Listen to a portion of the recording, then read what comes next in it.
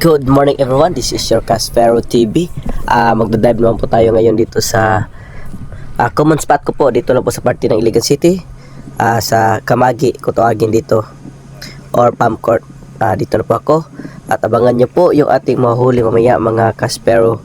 Kahit paano may nakuha naman tayo dyan pang ulam ng mga isda mga Caspero. Abang-abang na lang po. Dito na pag-dive ko mga Caspero, nakuha ko yung una kong isdang napana sa araw na ito. Isang uri ng yellowtail barracuda. Yung madaming uri ng barracuda na kadalasan ay grupo po sila kung lumalangoy sa lalim ng karagatan. Kung inyong pong napapansin mga Caspero, madami po ding mga parrotis sa aming spot.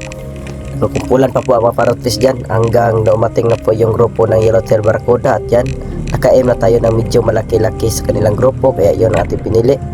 At yun, tama-tama kanya tama mga Caspero. Spine shot po, kaya nangisay o nanigas agad yung ating napanang isda. Hindi ito ganong malaki, ngunit gusto din ito para pang ulam. Masarap din ito lalo na sa mga sinigang, yung paksiw, kahit prito o tinola. Ito po ang ating unang isda, ang yellowtail barracuda na di ganong kalakihan, ngunit masarap naman din itong pang ulam. For my own consumption na naman po ang ginagawa ko sa pamamana para pang ulam. Alright, yan po ating unang napanang isda, isang di gaano kalakihan na yellowtail barracuda. Alright.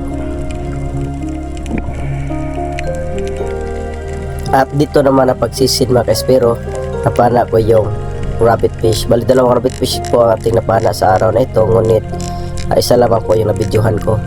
At dyan po yan lalabas sa bato mamaya. Dyan, palagi ko pa din ginagamit yung aking DIY fish collar para pang-attract ng mga isda. Yan, fish collar lang po ang aking ginagamit na papa-attract ng isda. Antay-antay lamang po hanggang sa may lalabas dyan na isang samaral. Good size samaral. Mga kalahating kilo na siguro to na samaral. Mahigit isang palad na. Ayan, di naglaon. Biglang lalabas yan sa giliran. Yan na po. Ayan. At ang ma-aim ko na, yan, tinira ko na. Sapol naman din po mga Caspero. Ayan po. Sapol na sapol po ang ating samaral na napana. Yan po ating pangalawang isda na nahuli. Isang good size na samaral. Kung tawagin sa amin dito ay kitong. Medyo masakit ang tinik niyan mga Caspero, tulad ng madanggit. Pamilya kasi yan ng mga danggit din. Ngunit malaki lang itong samaral, maabot ng mahigit 1 kilo yung malaki na.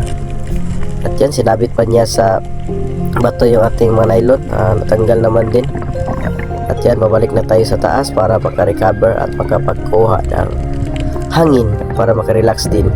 Alright, isang good size sa samaral. Masarap na isda para sa kahit anong putahe. Kitong kung tawagin dito sa amin. Alright. At sa pagsisid na ito mga Caspero, dito ko nakuha yung isa sa pinakamasarap na uri ng isda, lalong lalo na pag sinabawan, yung tinatawag na pompano fish. Ganun pa rin, gumagamit tayo ng fish collar na DIY, tapos abang-abang lang baka may lalabas na isda na mainggan nyo sa ating fish collar. Madami po silang nagsama niya na mga pompano, 11 po sila lahat. Ayan, tingin-tingin lang din sa giliran kasi biglang susulpot yung grupo ng pompano dyan. Ayan na sila. Ayun, pinilit yung isa, kaya sapol din. Laki-laki na po yan mga Caspero. Mabot yan ng 1 kilo at 300 grams. Napakasarap niyan. Pag uwi ko sa bayan, ang aming ginawang tinola yung pompano. Isa sa pambihirang isda na di gaano nakikita kadalasan sa aming pamamana. Kasi sa spot dito kadalasan namin nakukuha ay yung samaral, ngunit ito may swerte tayo, nakakuha o nakachempo tayo ng isang good size na pompano na umabot ng 1 kilo and 300 grams. Alright, napaka saya nito para pang ulam. Masarap na uri ng isda, isang pompano fish kung tawagin. Alright, at ito po lahat ng huli ko mga Caspero. May dalawa tayong samaral isang lamahita at yung yellowtail barracuda at yung pompano. Pagkatapos meron pa po ako napanang needlefish, hindi ko na po nabidyohan. Hanggang dyan lang kasi yung video yung nagawa natin mga kaspero. Bali, yan na po lahat ng ating nipakita ang huli. Okay mga kaspero, once again maraming salamat sa lahat ng mga masugid na sumusubaybay sa video ko. Maraming salamat sa inyo. Alright.